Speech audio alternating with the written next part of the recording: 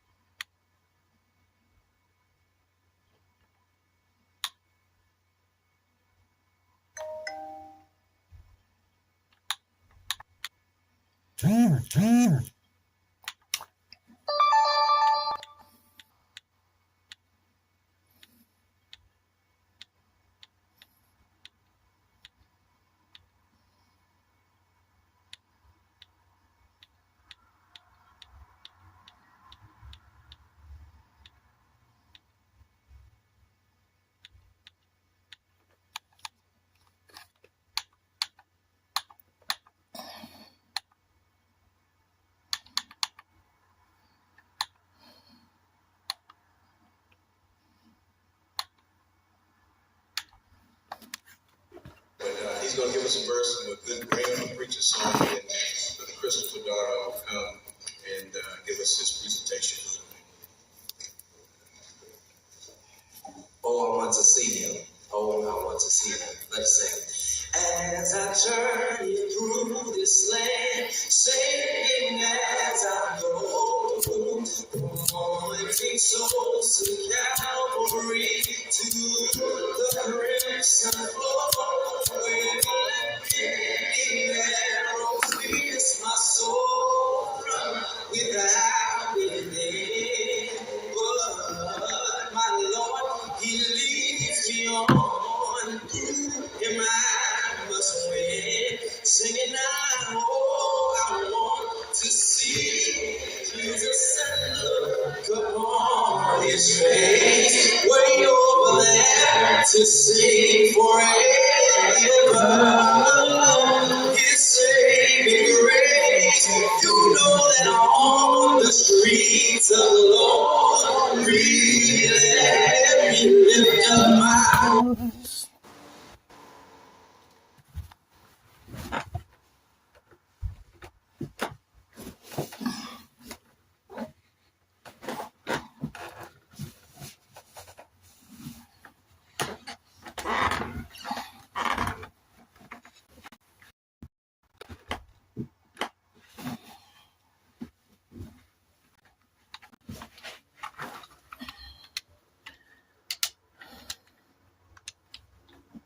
He's going to give us a verse. Come on His face, way over there to sing forever.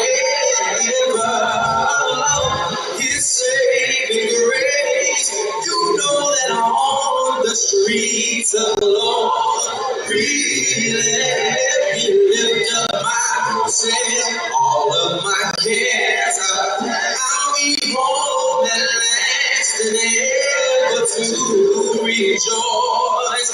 Will not wait in service for my Lord. Dark may be the night, but I pray for close. Said I know that He will give me life. You know that Satan says may vex my soul, they may turn my thoughts aside.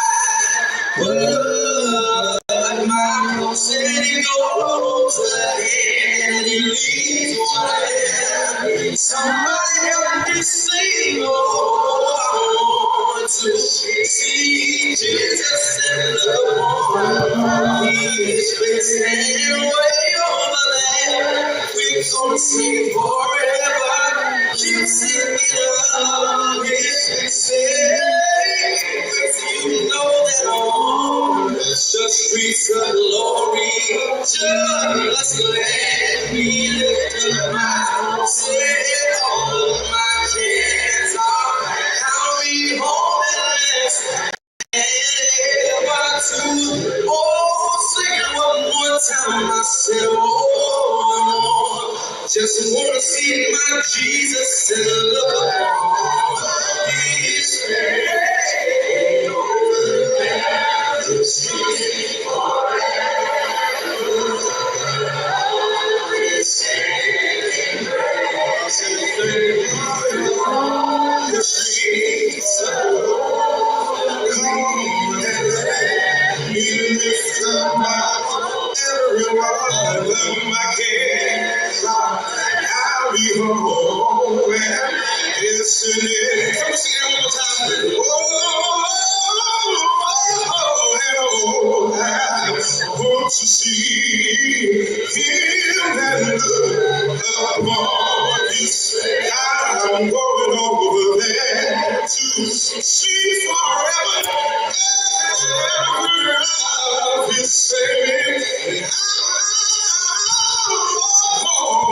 streets of glory. Oh, holy and be lifted high. Everyone that obeys, shouting, come home and let's say, pursue rejoice.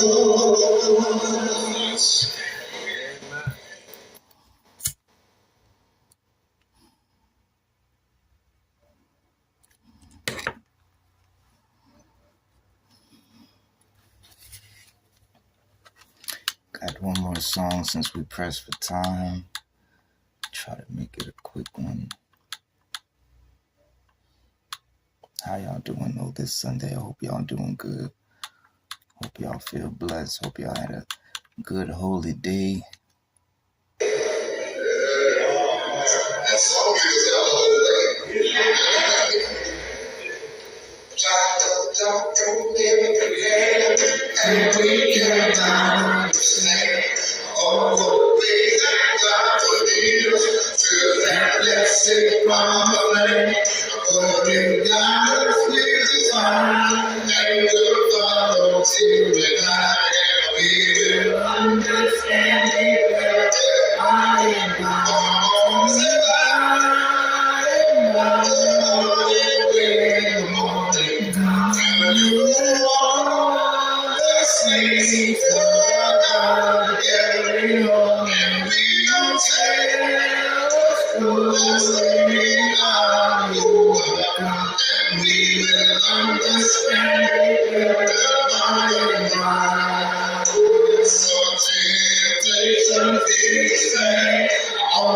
Take us on the way, and our hearts are made to lead, for we start this worthy, and we wonder why when we try to do our best, we will understand it better.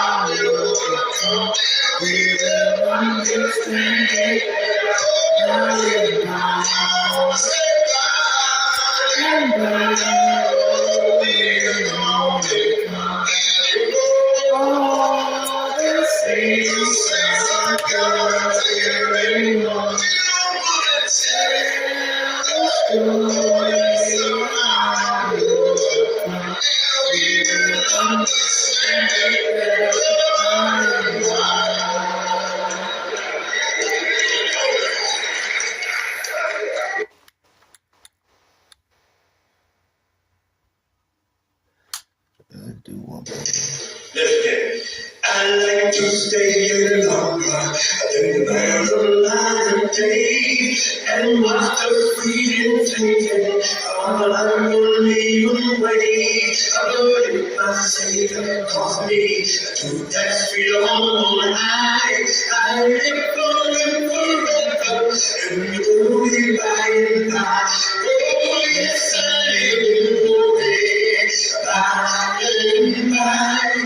I'm just in the story there on high. I never would not do anything, I don't know to die. Oh yes, I live in glory by and by. I want to be a service alone, disappear away, and leave your lost to Jesus as abundantly I pray. As day by day I travel, I'll keep him every time, and will live forever in glory by and by. Oh yes, I live in glory by and by. I'm just in the story there on high. I never recommend you anything, no more to die. Oh yes, I live in glory by and by. I know it's a new about things that look away. To yonder house of thunder, I don't know this day.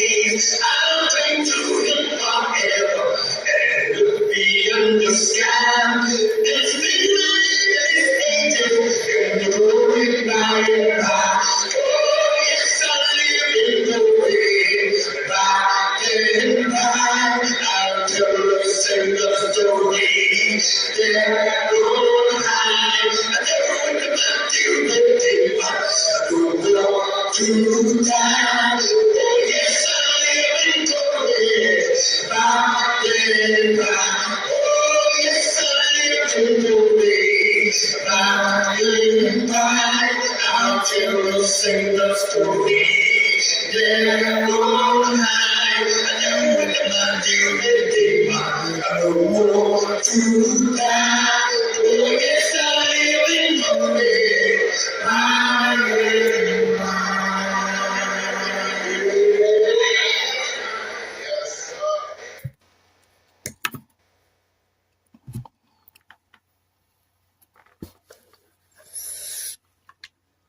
Okay, y'all.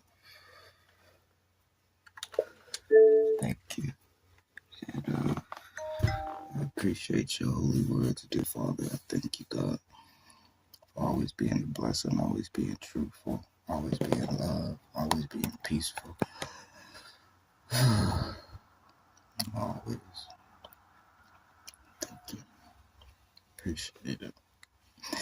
But God bless the hearers and readers of his holy word. I want to thank everyone for being here with me, in spirit and in truth and in health and in the will of God and the love of God, love of 323, love of 823, love of true solstice. I want to say thank you. Praises be to Israel, the most holy tribe of heaven. Praises be to the Most High, Judah, his holy city, and praises be to Jerusalem, his holy land,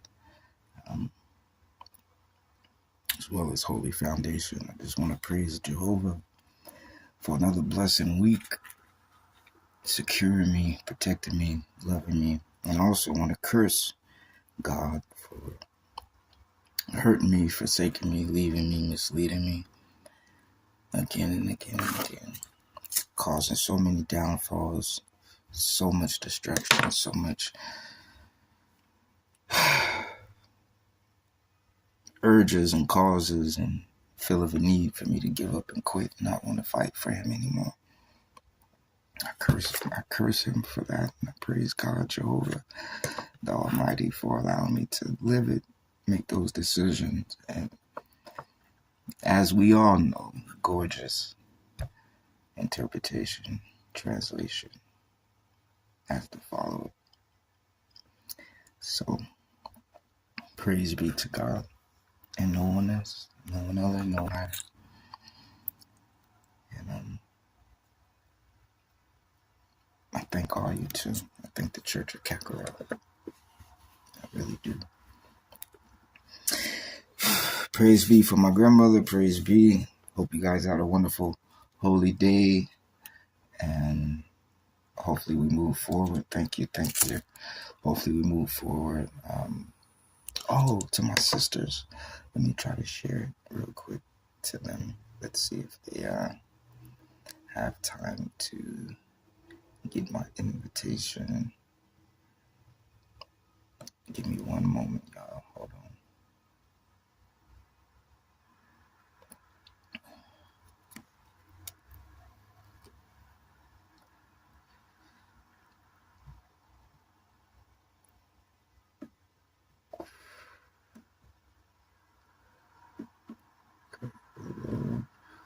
Made one small mistake. Hold on.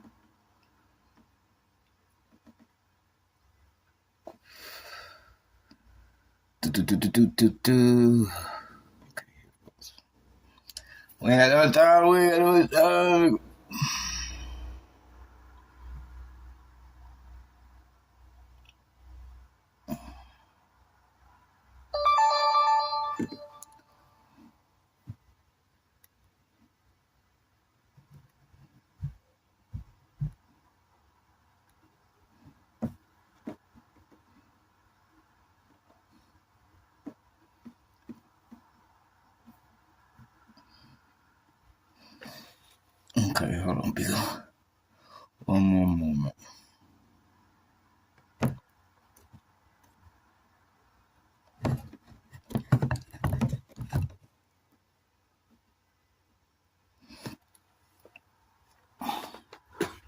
Come on.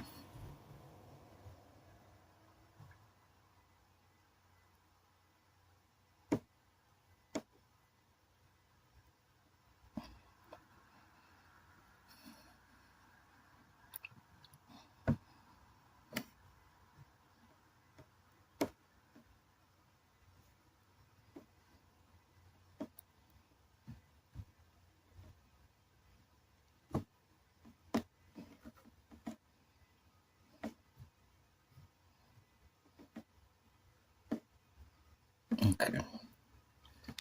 Yeah, usually they kick me off. Okay. Appreciate that. Thank y'all for waiting. Yeah, I be trying to share and usually they kick me off. Okay, so since we are pressed for time, I will be back during the evening. And who knows, maybe they're here now watching. Who knows? Like I said, I wasn't trying to put them on the front line. You don't have to acknowledge yourself. You don't even have to say you're here. But God bless you if you are. And thank you for coming. I appreciate that. And maybe throughout the show, I may just say my sisters in reference to you and the other sisters. So, but thank you and thank everyone. Hopefully the room will broaden as the show goes on and we get more viewers. But chapter 27, we are in Proverbs chapter 27, and we will take off from, we will start from there. We will read and continue as follows. Proverbs chapter 27. Give you guys a few moments to get your Bibles ready. Proverbs 27.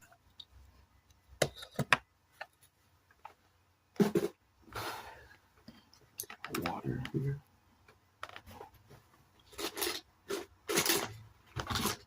No water is. Okay, I'll get it. So, Proverbs 27. Okay, chapter 27. Again, like I said, I have my sisters. They should be coming. Hopefully, God bless them. And we're not going to put them on front line and make them mention who they are or anything like that. We'll be polite as possible. They can remain anonymous if they're here, if they're not here. But God bless you, sisters, if you have. And even if you're not, God bless you along the day. Hope you had a wonderful Sunday. Hope you had a great holy day. But if you are here, thank you. Welcome. And yeah, you're the honored guest of today. But you don't have to do anything unless you feel comfortable to acknowledge that you are. So, okay. Proverbs chapter 27. Boast not thyself of tomorrow, for thou knowest not what a day may bring forth. Let another man praise thee, and not thine own mouth, a stranger, and not thine own lips. A stone is heavy, and the sand weighty, but a fool's wrath is heavier than them both. Wrath is cruel, and anger is outrageous, but who is able to stand before envy? Brother Moan, welcome. Welcome, everyone. And sisters, if you are here as my guest, this is my deacon. Brother Moan, we have two guests that I have met. They came to my door to invite me to their church. And I told them, yeah, I would show up one of these Sundays. I do plan on going. And I told them I teach church on my podcast. So I invited them to come to download the app, and they told me they would try their best to do it. So hopefully they're either here as guests or eventually will show up. So if you hear me talking about the sisters, or if I see like any guests or new members come up, I'm gonna, like I said, because I didn't want them to have to mention who they were just yet. But definitely two new members, not members, but two new viewers. Okay, so I just want to, we just started, Brother Moan. I want to get just this right here. Boast not thyself of tomorrow, for thou knowest not what a day may bring forth. Let another man praise thee, and not thine own mouth, a stranger, and not thine own lips. Now, I love this one too. Welcome, Janae. Welcome, Sister Janae. Watch this. A stone is heavy and the sand weighty, but a fool's wrath is heavier than them both. Oh my God. Okay, guys, I gotta loosen this up because my brain is suffocating. I always seem to tie this one too. I always seem to tie this one too tight.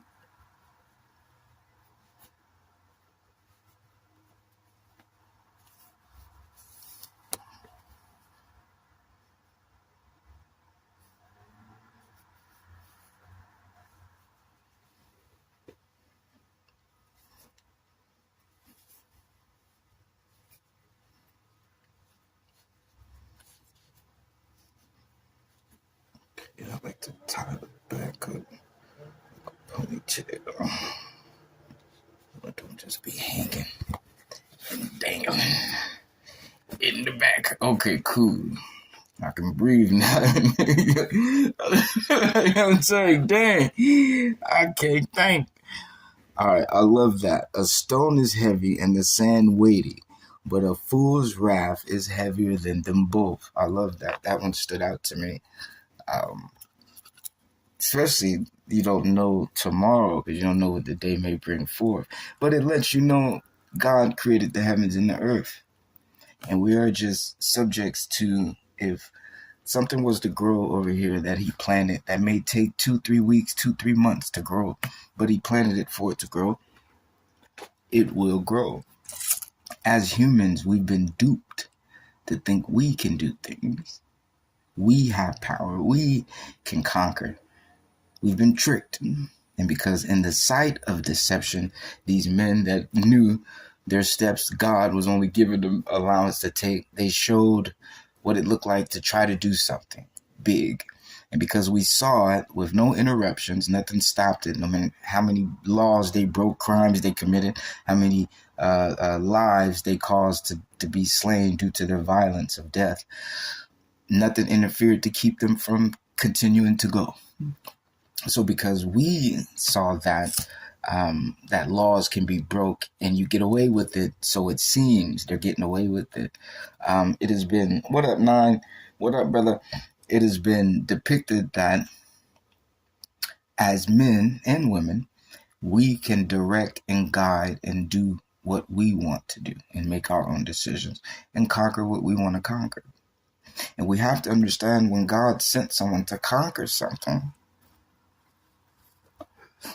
usually it was void. There was no one occupying it. So he sent them to take over it, to make it basically. This is how you got to trust the Garden of Eden. Basically plant. Whether if it was a garden or he planted lives, he planted culture, he planted a civilization to one day grow, to develop into what God wanted them to. But that was conquering. Or if it was someone disobeying God. Now, God wasn't a dope dealer. And if this person had, if I take over this land, we can run all, type of holy blessings through this place. But he don't want to give it up, not give it up. He don't want to work with us, So he went and took it. And that's something he took over, He didn't work like that. Was a curse and a paradise. The Garden of Eden, no curse. I'll pause. Hold on, let me make sure I get it. I look what you guys, I'm thinking ahead. Okay, hold on, let me see. So where was I going?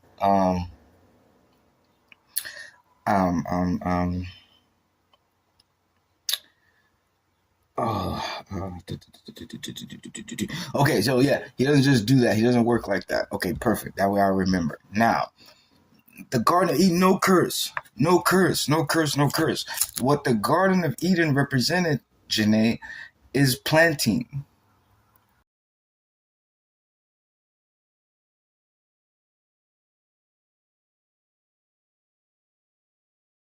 I just want to make sure you guys, okay, thank you to tap for me. Yes, my whole internet just went out. Okay, I'm back. Thank you guys for waiting. Now, Janae, I'm not getting on you. There's just like, no, you're wrong. But you have to understand, it's cultivation. I strictly and you gotta understand, you saw life.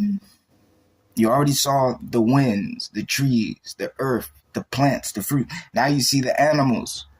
You've already, and that, like but this is to them. You saw life. You saw how they have to obey. You saw how they get along. And you saw how their life produces new life.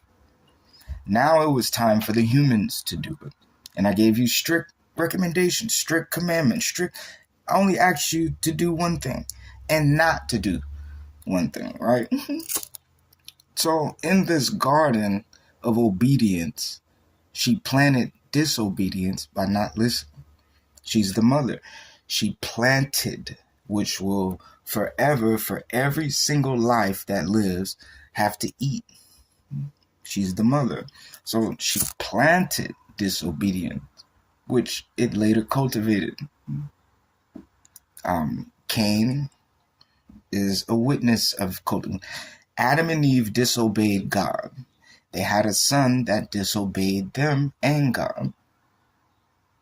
But that was only because they planted disobedience as parents. Remember, as your mother and father, you can guide your children towards God, or you can guide them away from Him. Now, it doesn't leave that choice up to your child to be away because you guided them.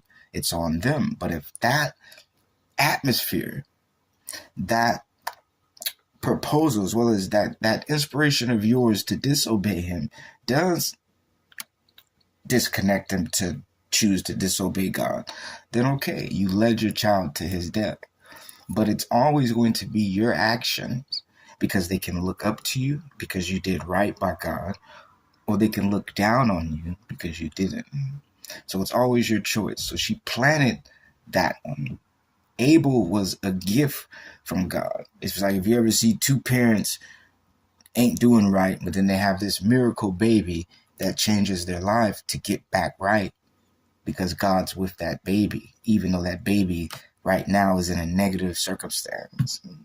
So that was Abel in that whole tribunal blessing. But my point is, the garden, no curse. They made that decision. Now, as far as the devil coming onto them, you guys got to understand, that's another story, but that was God's friend. They knew the devil as God's homeboy. So when she listened to him, nobody knew he was this bad guy that was about to do that. They all knew the good guy.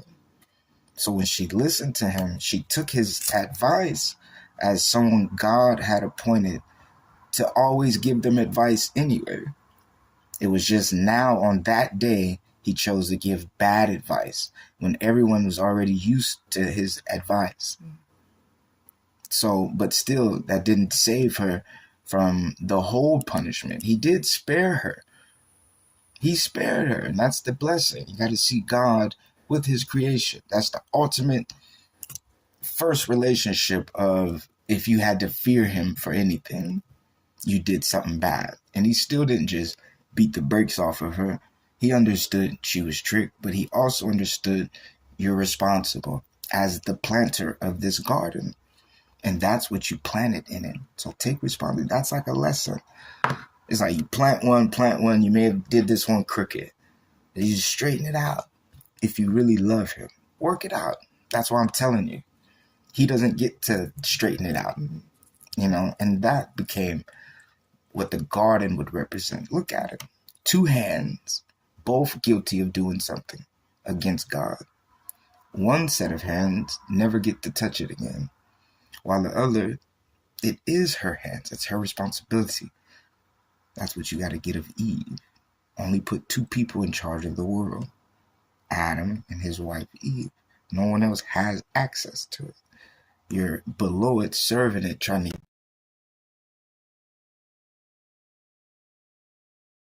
get the wisdom and knowledge to see your prophecy of one day you will have dominion over it and rule it. But for now, you don't know how to. For it rules you as it's supposed to, taking care of you, for you to learn how to take care of it yourself, God, your mother, everything around. But that's your lesson. But they are the only two people that rule it. It's our destiny. But you don't get the destiny as a human being to rule the world without seeing who you come from, what your destiny is about. Your mother and father have it. If it's your prophecy to one day obtain it, how would you obtain something that's not yours? If your mother and father have it, wouldn't you have to learn, love, show respect? Wouldn't they have to give it to you? Think of it. It's in our name, right? And you are our child. You are the rightful owner of it as our child. But you don't even know you're that. So that's how it works. Think of right now, everybody got $3.7 billion, in their account thanks to your mom and dad, who you do not even know is your mom and dad. So what is the life of someone that's that chosen walking around doing while they're not with their mom and dad? Nor do they know. So that's you in this world.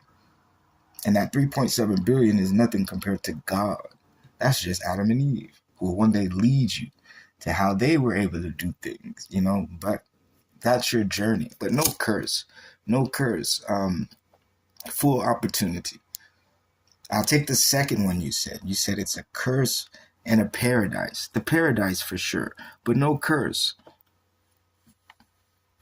For those were her actions only brought back to her. So no curse,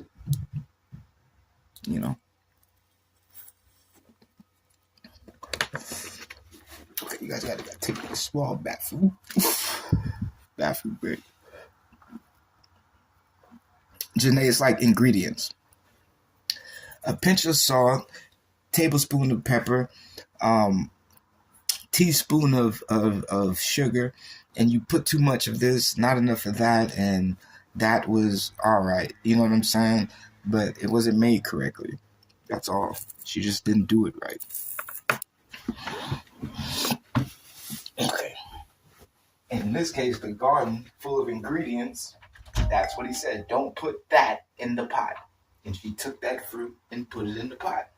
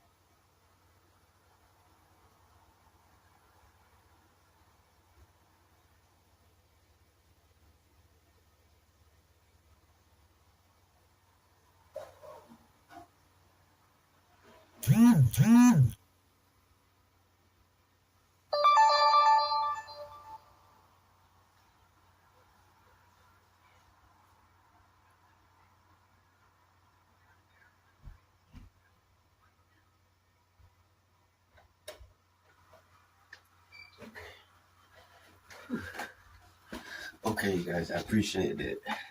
It's this medicine I gotta take, and it when you drink it, it makes you have to use the bathroom 3 times in 1 hour, and I have to drink it 3 separate times a day. So that's like 9 times to the bathroom, in a few, in those hours. So I have to drink this for a few more years, but then I get to stop drinking it. It's for fiber. I have low fiber, so you guys take care of your health.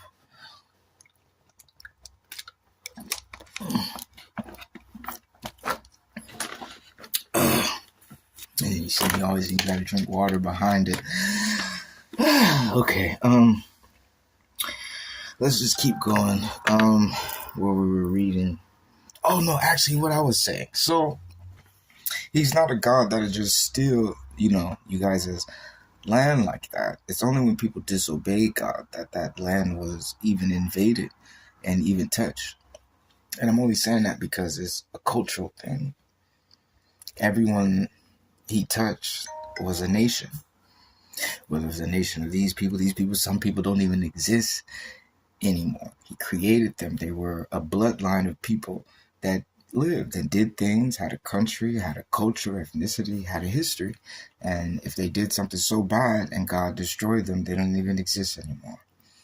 So, but never did he just take anything from anyone. So when he says, but like I said, a man couldn't. I know it seems like that's how it's maneuvered, that a man can walk and do things on his own. But if you guys knew, that's the abomination that's been presented to you in a war strategy, so that your starvation. You're not just watching people move and you're just sitting there happy in your house and not just having something. It was a detachment, it was a struggle, it was something that neglects you from, that even forced you to have to look at someone else having something that you didn't. And because of that, you think it's obtainable, when the reality that isn't how it moves. Like I said, think of the garden of yesterday. Everything had to be planted by God and directed by God and blessed by God to grow and become what was great. Next thing you know, in life, the next day, which no one from the first day even thought they would have been created and had that life. So as the next day goes, how can you be sure what you're going to do? You do that 7 days a week, with every day, even if it's Tuesday again, and you're used to Tuesday. You have no idea. Wednesday, Thursday, you can be used to 7 days. They're all going to be different because it's his plan. And your steps are only meant to be, and you got to get it's his creation. You're only like an art form, like how that waterfall, you're on vacation with your loved one, family, friends, you can take your kids, animals, pets, whoever, your little cat, dog, whatever. You see that beautiful waterfall, and it's a part of life you didn't even know existed until you saw it. But it was always there, existing, right?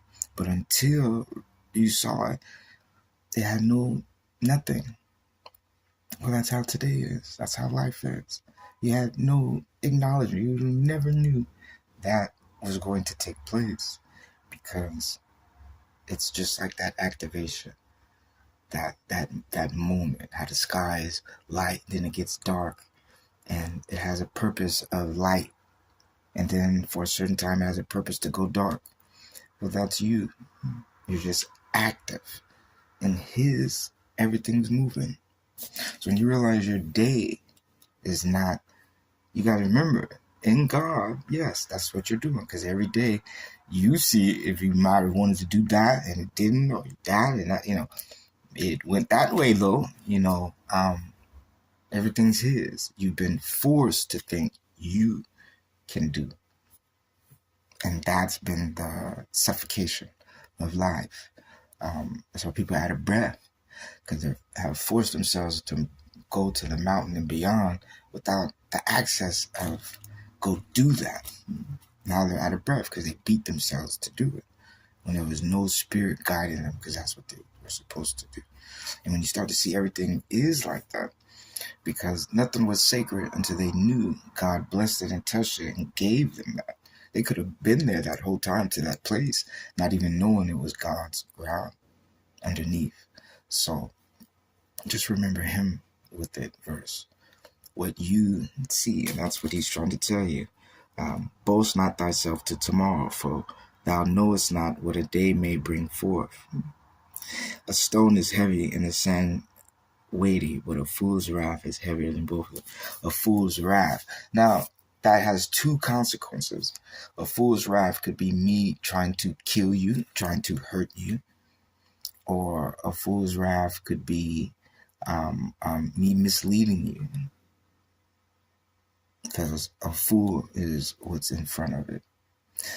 A fool's wrath means if I'm retarded and I'm against God and I try to teach you things against God, and because I'm so a fool in my head to just always build things against him, the wrath of my foolishness. Not anger, not necessarily wrath like a fool's wrath. I'm so mad at God and I'm distorted. I bring all these curses of his name because I'm such a fool and I'm mad.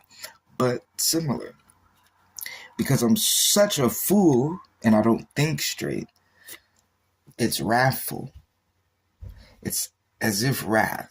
It's as if my brain is overcome with foolishness in extreme, alarming, dangerous way.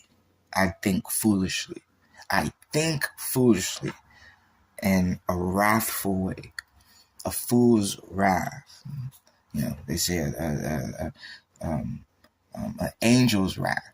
You know, everything is black. Everything's blessed. Everything's going to be holy. Everything's going to take you to where you need to be in your life, which is gorgeousness. So the wrath of an angel can only do good because its mind's wrath would be wrath cultivating in God's direction, right? So then you have a fool's wrath, which would only cultivate his mind to extreme measures to continue to do foolishness and bring you to it, which isn't necessarily putting you in danger physically, but putting you in danger physically of his decisions. Not harmfully trying to hurt you with an object or their fists, but if I walk at my hands and hug you, if I teach you these sayings of evilness or foolishness, look how in danger I am putting you. So it does have that balance, and I understood that. A stone is heavy and sand is weighty. And the reason he's saying that is because a stone could be used as a weapon. If it fell on you, sand can take your life and you couldn't breathe. But a fool's wrath is heavier than them both. So as a weapon, if I took a stone and tried to hit you with it, which would knock your head out, right? And if I buried you in sand, there would be no productivity of your functions anymore because it would be slowly, painfully suffocated away, right? Well, a fool's wrath, think of that targeted at you. And it's your best friend with ideas. It's your mother, it's your father, it's your pastor, it's your neighbor, it's your teacher. A fool's wrath. Yeah. Open rebuke is better than secret love. Open rebuke is better than secret love. And what I see that is, if I love God, but people would say, I don't love God, leave God alone, God is no good. Verse, okay, I love God, but I'm not going to tell no one. And I'm hoping I'm just worshiping him, keeping it quiet and like that secret. We meet in secret places to hug and kiss because no one can see it. And we go back because we don't want to face the rebuke. We don't want to face the comments. We don't want to face people's negativity towards our love. Open rebuke, being targeted by people for your love. And that's why I use God. We would think relationship, of course, you loving a man loving a woman, facing open rebuke.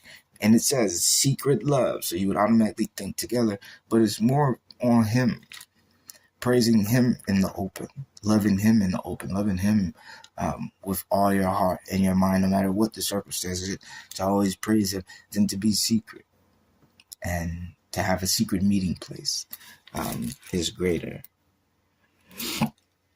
Faithful are the wounds of a friend, but the kisses of an enemy are deceitful.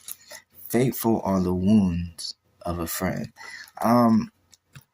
You and your friend get into a dispute, an argument, disagreement. You're not meeting each other's terms face to face. You're not happy. They're not happy, right?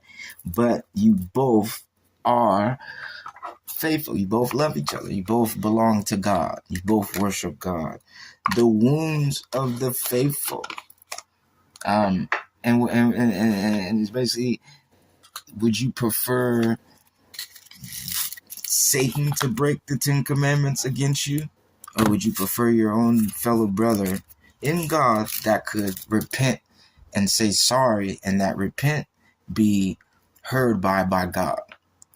You understand? So you prefer someone of your own holy nature, your own holy background, to reflect.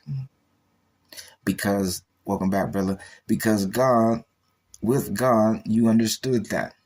Without God, you see, somebody will come and lie to you again. Right? So that's what this is. Look, faithful are the wounds of a friend. Right? You can bear when a friend gives wounds, because you know you can patch it up. But the kisses of an enemy are deceitful. So what do you hear the same? Okay, so me and you argue. Oh man, I can't stand Kakarot. Man, I can't stand Janae. I can't stand Brother Moon. Right? We argue, right? Which would seem conflict. We're not going to be friends anymore. But you're with God. Janae's with God. I'm with God. We love each other. We're brothers. We're sisters. We're going to patch it up. And no matter what the argument was about, we all know, hey, it's all good. You're my friend. You're my brother with God. You're black just like me. Everything's okay. But then, let's say the kisses. The kisses. Now, this represents no argument, no engagement, no altercation. You know, we have no fight. Nothing. Everything's perfect. Everything's just floating in love with you and your love. It can be a man. It can be a woman. Kisses. Doesn't matter, right? But the kisses of an enemy are deceitful. Now, that pain you felt with your friend that supposedly, you know, should have brought turmoil and no fixing, right? And let's say you didn't forgive him. You turned them away because of that pain, thinking you relieved yourself of a burden. Then you have your wife or your husband that comes into the mix and goes, baby, I love you, I love you, I love you. Sitting there tricking you the whole time. Everything was cool. Everything was peaceful. All you knew was love, joy, and happiness. She ends up breaking your heart, cheating on you. He ends up breaking your heart, cheating on you. You don't know how to handle it. You never saw it coming. So the wounds of turmoil from someone of godliness would only present godliness. Why? Because you're both willing to make up for it. You know right from wrong. If I'm a man of God and you're a man of God and you're wrong, I'm wrong, we both can admit it because we want to be right with God. So I'm always be right with you. Even if it hurts, that pain, it's hard to, that pain we can walk through together and get each other through. But say a painless life, no pains, because you got to think, and it says of the enemy. So if you're with God that's willing to have those balances, those pains, those remedies to fix situations, then you have this perfect lifestyle, which it seems everything's good, but they don't have no balance. They have no standards. They have no foundation to be strong. Everything seems perfect. That communication, I'm thinking that the communication of perfect verse. It's hard for me because I don't have anyone that's like holy to talk with. Like, hey. So anyone really just hurt me, you know, and I just hurt someone else to be like, hey, how did that feel? But I have been hurt by the enemy, so I do understand that kiss. But I don't know, that's why I never argued with anyone from God. So I don't know what that would feel like. I don't even know how that pain. But I do understand what he's talking about.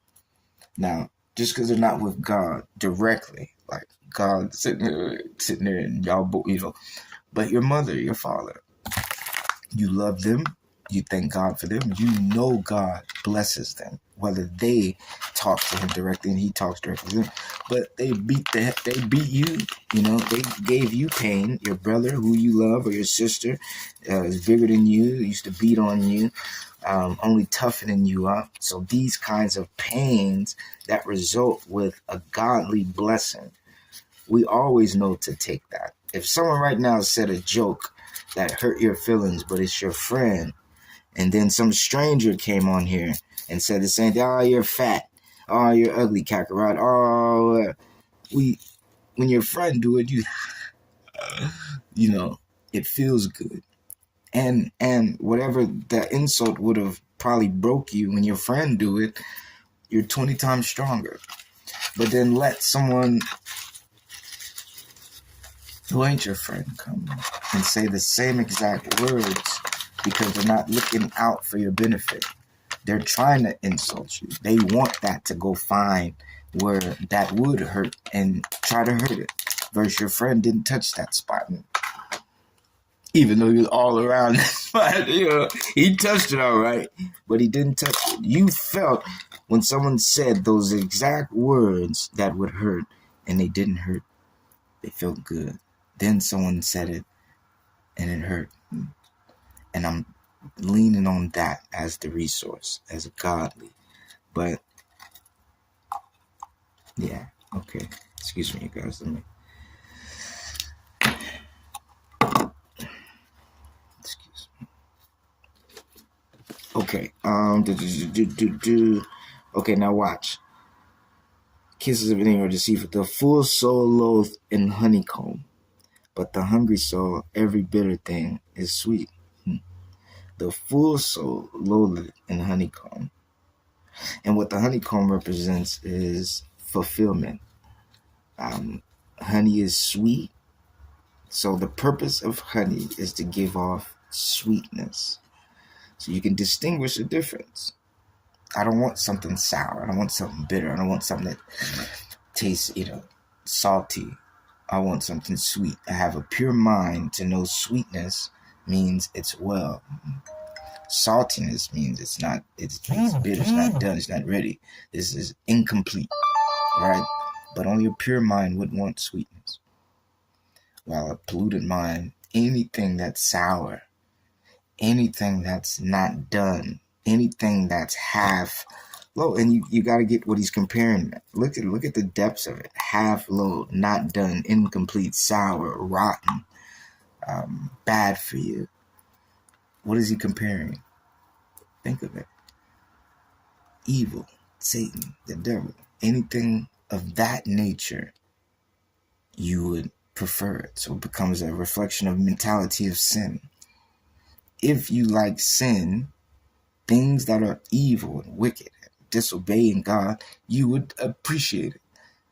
Someone of holiness and good faith and good mind and of purity would only see obeying God, which would be the pureness, the peakness of savoring sweetness. And you would search for that savor of sweetness versus the bitter taste of incompletion. I like that. And it's a nectar. It becomes, if you're an abusive parent, husband, person, and you just, as soon as opportunity comes to hit that person, you're going to do it. It has become a taste for you. As soon as the taste of I can hurt someone, you do it. Then you got someone at the drop of the dime because they love purity. As soon as it comes, I can bless you, I can help you, I can be a good person, I can be a light. This is an opportunity for God to come. They're always going to produce sweetness. And that's also for the reflection of the person following them. Think of you, because you can witness what this person's attracted to. Look at the bitterness versus the sweetness. Remember that. I like that. Incomplete versus complete. But again, as the reader, that still isn't for you. That's a reflection of it's not a whole, that's a individual thing. That becomes a reflection of yourself. It becomes you. That way it's not pointed fingers. If you like rotten things, rottenness is your appetite. But if you like good things that are good to eat would be your demeanor and your focus and your whereabouts. Someone can always say, oh, I know Brother Moan, he was over there with God. Even if you were at the crime scene, you were with God at the time. He couldn't have did it. So that's what you want to reflect. You want to build your atmosphere on good things, on great things. Never accept less. And accepting less, you notice you don't have to put no effort. If you are a child of God, everything gets presented to you.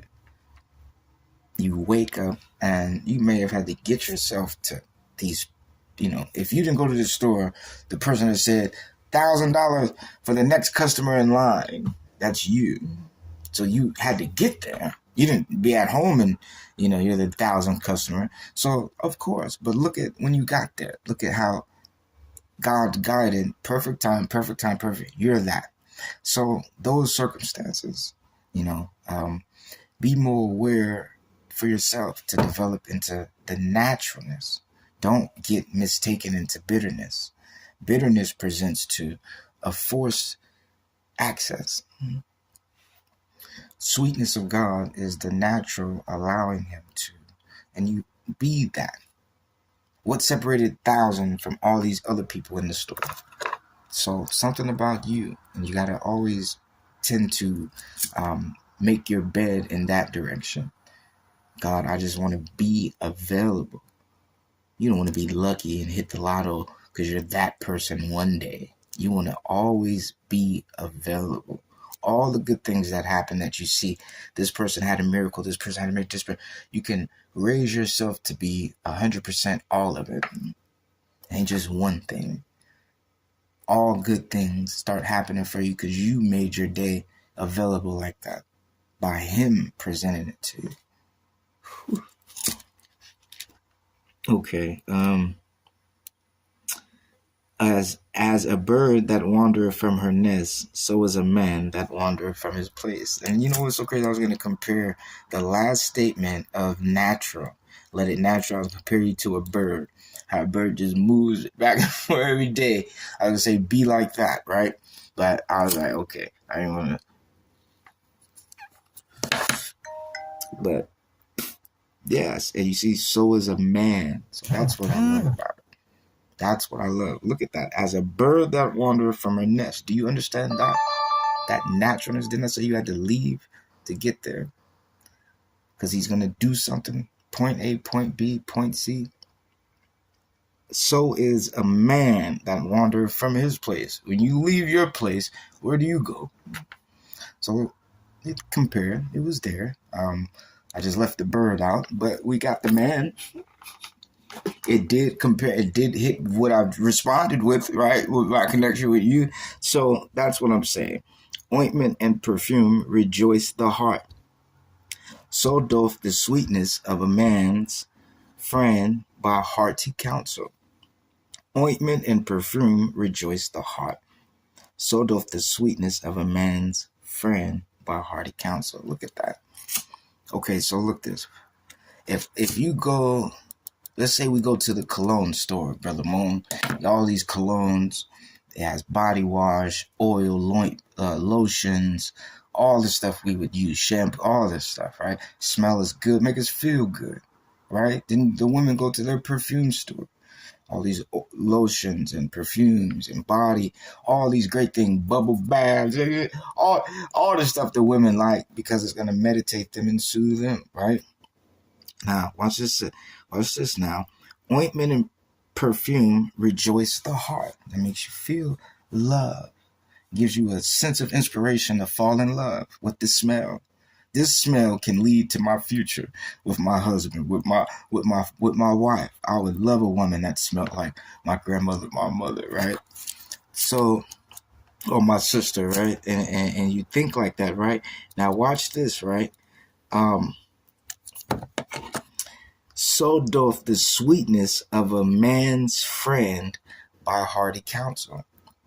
Now, the atmosphere of a smell presents everything's okay. Everything's going to be wonderful. If you believe in this smell, how beautiful it smells, it's like peace. No cries, no tears. You don't have to worry, right? So doth, if you're going through something, Brother Moon's going through something, anyone here going through something, if I'm going through something, that counsel of a man, and it doesn't have to be just man, it could be woman, but that counsel from a man's presence, their words, their tenderness, their aid, their comfort is just as peaceful as that ointment and perfume. And remember, ointment presents medical aid. Yeah, does everybody put ointment on, it help, but just your presence is what God is saying. Of what kind of presence? What has to be in this man's heart? Because I can see you crying and walk next to you, but have a smirk on my face because you're crying. I'm happy. So just the presence. So what presence? What mind in this Proverbs of Solomon's wisdom and knowledge? What mind state would you have to be on that your presence can present evidence of ointment and perfume to someone in that state of needing their heart to have that inspiration, that motivation, that passion of enthusiasm? Thine own friend and thy father's friend forsake not, neither go into thy brother's house in the day of thy calamity. For better is a neighbor that is near than a brother far off. So, thine own friend and thy father's friend. So, Brother Moon, you got a friend named James. Your father has a friend named Michael. Just as close as James is to you, Michael being close to your father, you should be as close to Michael as well as James. But never forsake James either. You know what I mean? Like, never. And that same bondness that your father, just like that's your homie, that's your father's homie, respect that like you want people to respect you and James. You know what I'm saying? And then, this is why I love this, then it says, forsake not, neither go into thy brother's house in the day of thy calamity. For better is a neighbor that is near than a brother far off. So say like, right now, I don't know anybody at my apartment complex, not their name, right? But I know people close, right? My brother stays, I think, if he hasn't moved yet, he's in a different city somewhere else. Or he's across, if he moved, he's still far away in the same city as me, but across town, right? So it's best for me to find someone that's a neighbor because we're building something. And this is why I keep telling people, everybody, nope, I'm private, I'm going to put my business, Kakarot, you put your business. Well, you got to understand, it's your business. And you got to get the book. You read people's highs and lows when they're down on their knees, crying to God, and when they're up high, praising Him because everything's okay.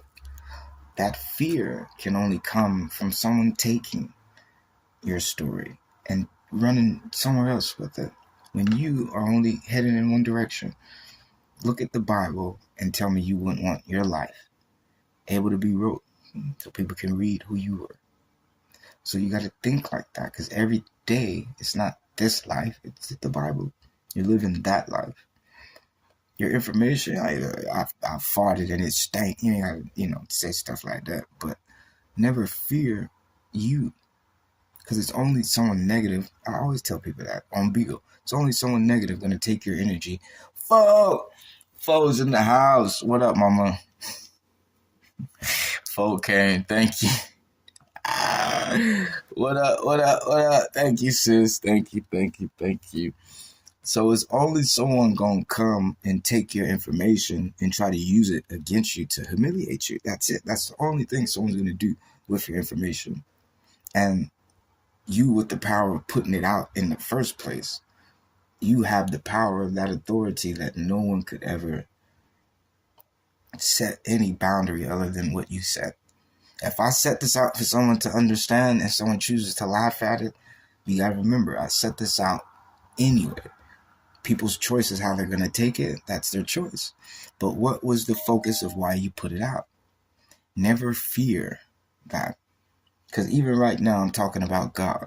You know how this can get taken, and just because my platform, my 87 views, someone that has 1 million views can take it and start making fun of it because 500,000 people out of those million was going to laugh at it, while the other was like, it sounded compared to what what you be and look, you're laughing at that guy that said that. You got to understand. So that's okay.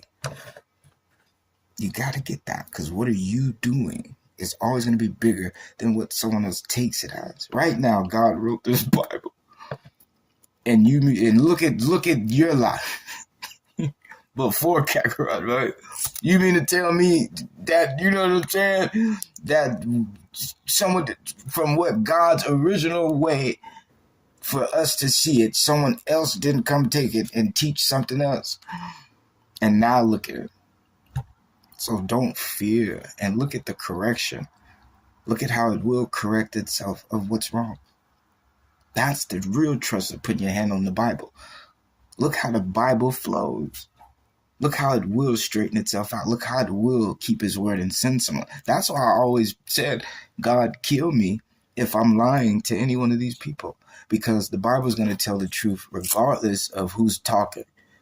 And I wanted you guys never fear whoever was in front of you talking. Their purpose is helping you, not to conquer and rule you and dominate you. So don't fear someone teaching you your life. Remember, hell and death is the devil's tools. Right now, someone could be on the corner telling her, hell and death is waiting for you if you don't listen. You fear hell and death because it's attached to God's name. But the teachings, what up, Queen? The teachings may not be efficient to support that, as well as the message that you're going to go to hell and death, supporting God's claim of this is how I'm going to judge you and this is how you avoid it. Because even now, is anyone in my audience afraid of hell and death? I mean, literally, I understand God, but because we're not running afoul with Jehovah, we don't need to fear his. And you gotta understand, a life that does not know picking this up or touching that is bad, and you are found running with it in your hand. What up, Queen? And you found running with it in your hand. How are you to be blamed for something you didn't know? So God's law to be taught to you, and it be taught, not you heard words. I can read you the Declaration of Independence. That doesn't mean the words of what was signed or even what's written. I can pull that up. That don't mean what I just said is the plan for it. It's a reason it was wrote. And only a few know what was wrote. But we can all read it. So that's my purpose of trying to get you to... Someone can tell you anything. But you want to understand the one true truth in life is only going to come from God. And as I say, these pastors or these preachers or these teachers, I won't say they don't got it, but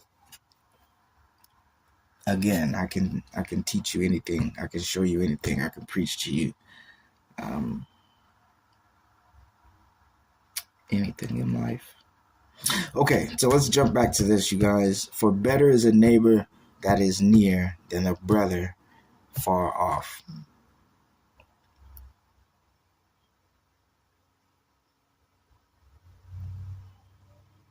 Yeah, because then you would be building your,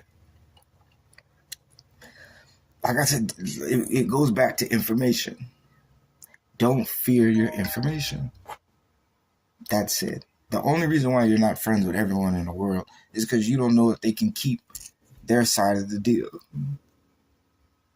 You don't know if they're about what they say. That's your only defense, that a human being is not worthy to be nice to. Other than that, you're just a mean person that doesn't like life and living, and you hate everything around. So you're mad at people. But for everyone else that enjoys this air that we get, the only reason you don't trust people is because of that fear. But it opens up the connection, you guys. Because one day, your neighbor just may be listening to you, soaking in all who you are. Next day, they may need. Because one thing about listening to someone, you do get to know them. So now when you are in that situation, from this person's issues, you feel safer coming to talk to them because they talk to you. Everything about them became open. So now it's your turn to open up to them and have them listen. And you're more comfortable with that. So you are establishing the new relationship that God, and you got to get, who's telling you to do this? God is telling you to do that and open up to your neighbor for a reason. You have no idea what he just put you through. The information that this man or woman had no idea until you revealed it, which reveals God's hands as every guide and directing every step that you just displayed to them. And if they're with God or they're not with God, it opens up your revelations so that a seed gets planted. And now from that seed growing, you got to understand either witnessing it because they keep going back to that seed to making sure you are good in that area you showed. Look at the development. Now, again, it's your witness now. Now, of course, I trust what I'm taking care of right here. Now it's your turn. So, and you got to get who asked you that. God, because you have no idea. What up, Lo? You have no idea what he's going to do for the both of you that now have that information for each other. So he's asking you that. So when I'm telling you to trust it, even don't fear your information, yeah, that's a boost to the message of his as proof I do it. But look at the message of God. He's asking you. This has to be a stranger, a neighbor you know. You have no idea what he's going to mend together is what he's asking you. But it's best to talk to your neighbor close than your brother far away. And he's using that because you trust your brother. And you know your brother is going to help. Now, because that exists and you know it, he's prophesying, he's building, he's like Abraham, he's sending you somewhere else. Because now we got to utilize the old past. If I send you here, if I send you there, you may need to go deliver this here to this person here, and but do you see the prophecy of old? Meeting this individual is going to do something because you don't know what God had intended. Now, just because this person doesn't know God and you didn't know God, but he sent you, that's still his work. What up, Lo? You're just not on that I've been chosen and I know what I'm doing exactly level. But that's still guiding, still prophesying, still making a difference. See what I'm saying? That's and look, it's the little just caring enough, just being open. Just God told me to not fear it, be comfortable and relax. And look what you open up. That's the old way. Except this person who might have not met God, but is a believer because his family knows God did this and such, and he's following. But then God chose this man, and the man talked to God. God said, go talk to him. Now, the man that never got to meet God, but believes, sees the miracles, and knows of him, meets the man of God and sees the miracle right there in front of him because God has delivered it. Now, this man knows God because walked in front of him in the form of this prophet. Because if they believe in God, and God said, I'm going to send the prophet, and the prophet comes, that's great. But who do they believe in? God said he would. And they also look for God in this man or woman. That even if the prophet didn't see them praying to God, hoping God smiled through the prophet's face, and the prophet's looking this way, and God turns through his face and smiles that way, they saw, but the prophet didn't. Now they have something to relate to the prophet. See what I'm saying? So that's the foundation. But it had nothing to do with go over here, I make you go over there. If you don't go over there, God's not going to do something over here. It didn't work like that. Okay. My son, be wise and make my heart glad, that I may answer him that reproacheth me.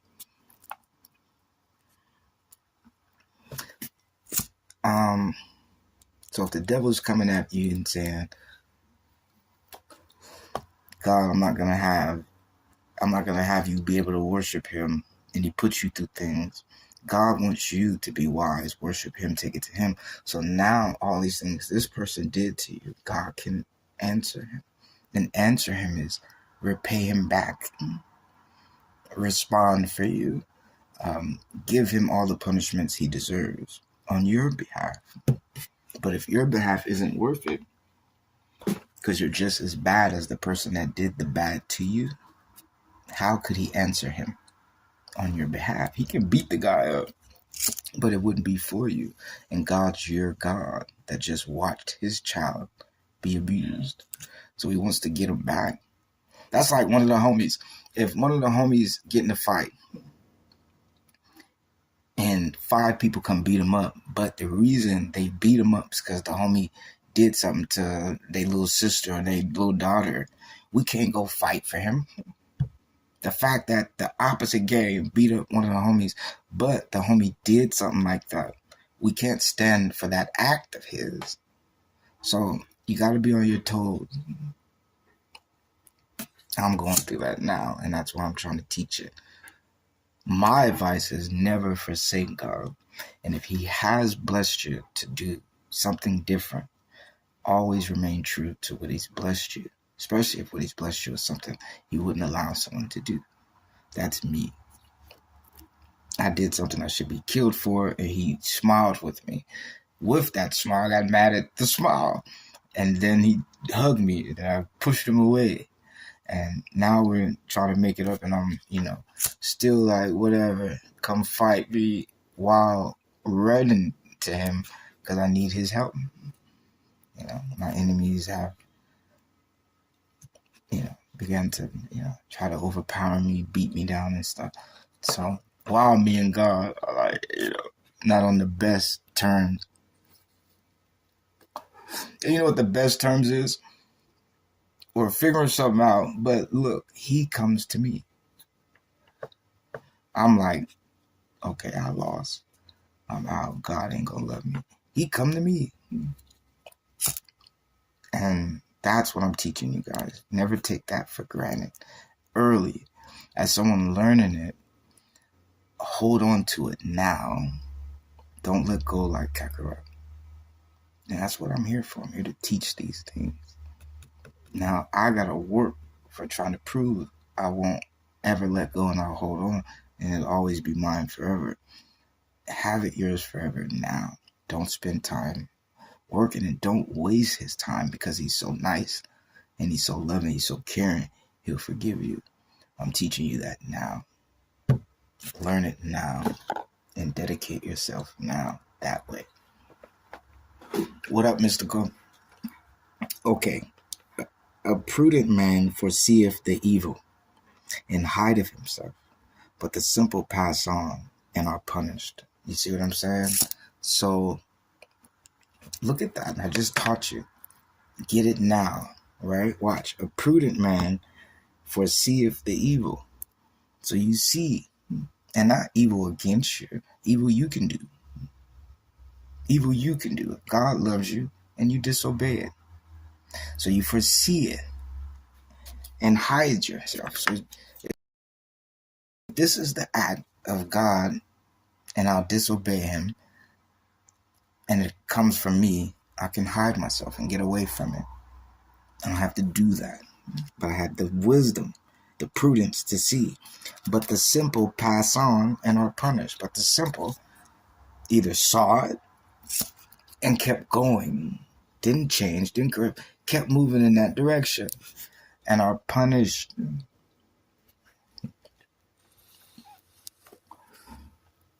remember, this is Solomon.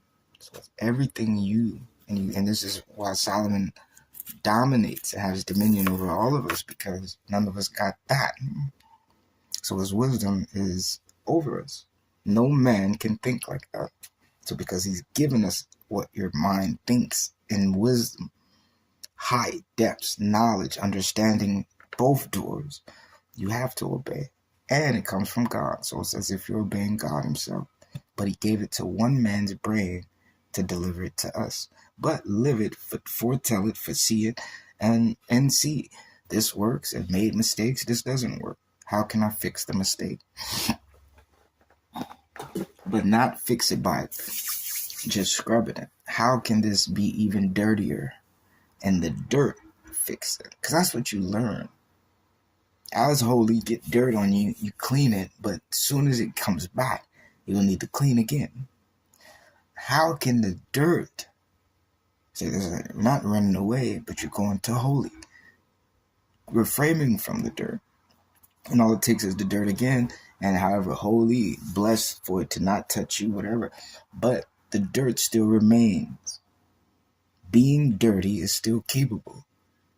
So how does the dirt, that what's put on you, become able to clean the dirt so that it's no longer dirty? Dirt can never get on you, even if it's on you.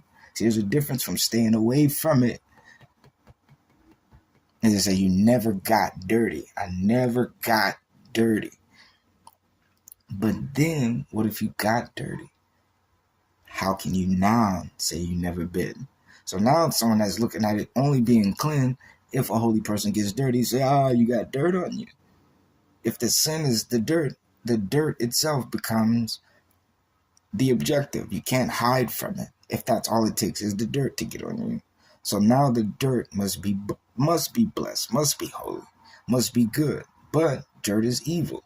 So you must take the evil and take it good, make it right. But you can't do it without putting the dirt on.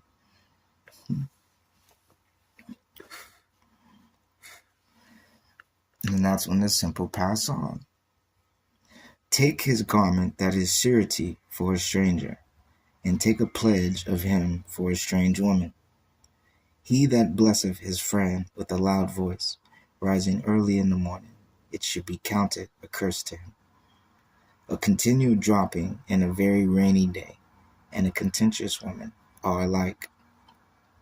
Whosoever hideth her hideth the wind, and the ointment of the right hand which bewrayeth itself.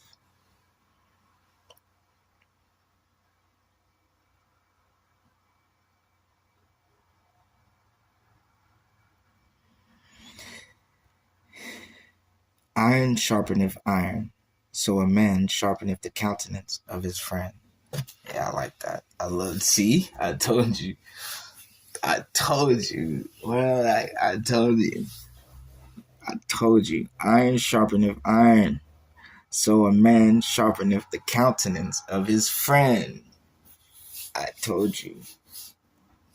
Whoso keepeth the fig tree shall eat the fruit thereof. So he that waiteth on his master shall be honored. As in water, face answereth to face, so the heart of man to man. Hell and destruction are never full, so the eyes of man are never satisfied. As the finding pot for silver, and the furnace for gold, so is a man to his praise. Though thou shouldest bray a fool in a mortar, among wheat with a pestle, yet will not his foolishness depart from him. Be thou diligent to know the state of thy flocks, and look well to thy herds. For riches are not forever, and doth the crown endure to every generation. The hay appeareth, and the tender grass showeth itself, and herbs of the mountains are gathered. The lambs are for thy clothing, and the goats are the price of the field. And thou shalt have goats, milk enough for thy food, and for the food of thy household, and for the maintenance for thy maidens. The wicked flee when no man pursueth, but the righteous are bold as a lion. For the transgression of a land. Oh, excuse me, that was 27, you guys. The poor oppress the poor.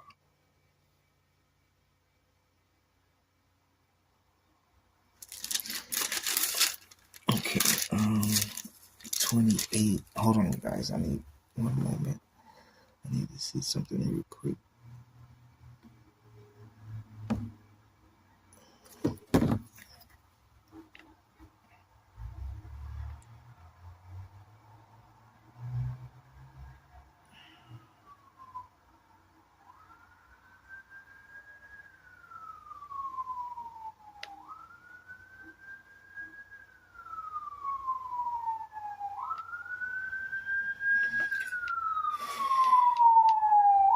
Okay. Thank you, Janae. Okay, 28. The wicked flee when no man pursueth, but the righteous are bold as a lion. The wicked flee when no man pursueth, but the righteous are bold as a lion. For the transgression of a land, many are the princes thereof. But by a man of understanding and knowledge, the state thereof shall be prolonged. A poor man that oppresseth the poor is like a sweeping rain that leaveth no food. They that forsake the law praise the wicked, but such as keep the law contend with them. Evil men understand not judgment, but they that seek the Lord understand all things. Better is the poor that walketh in his uprightness than he that is perverse in his ways, though he be rich. Whoso keepeth the law is a wise son, but he that is a companion of riotous men shameth his father.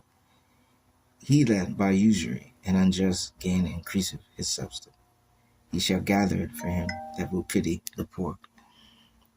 He that turneth away his ear from hearing the law, even his prayer shall be abomination. Whoso causeth the righteous to go astray in an evil way, he shall fall himself into his own pit, but the upright shall have good things in possession. The rich man is wise in his own conceit, but the poor that have understanding searcheth him out.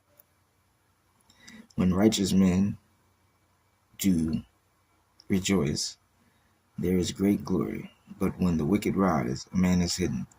He that covereth his sins shall not prosper, but whoso confesseth and forsake them shall have mercy.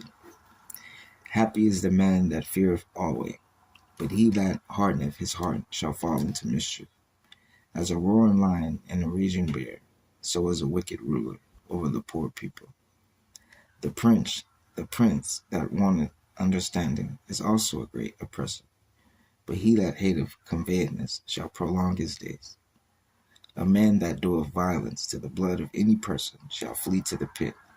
Let no man stay him. Whoso walketh uprightly shall be saved, but he that is perverse in his ways shall fall at once. He that tilleth his land shall have plenty of bread, but he that followeth after vain persons shall have poverty in them. A faithful man shall abound with blessings, but he that maketh haste to be rich shall not be innocent. To have respect of persons is not good, for a piece of bread that man will transgress. He that hasteth to be rich hath an evil eye, and considereth not that poverty shall come upon him. He that rebuketh a man afterward shall find more favor than he that flattereth with the tongue. Whoso robbeth his father or his mother and saith, it is no transgression, the same is the companion of a destroyer. He that is of a proud heart stirreth up strife, but he that putteth his trust in the Lord shall be made fat. He that trusteth in his own heart is a fool, but whoso walketh wisely, he shall be delivered. He that giveth unto the poor shall not lack, but he that hideth his eyes shall have many a curse. When the wicked rise, men hide themselves, but when they perish, the righteous increase. Proverbs 29. We'll stop there, and I'll come read tonight. I love 28. 28 was actually pretty dope. 27 was good too. I'm not gonna lie. 27.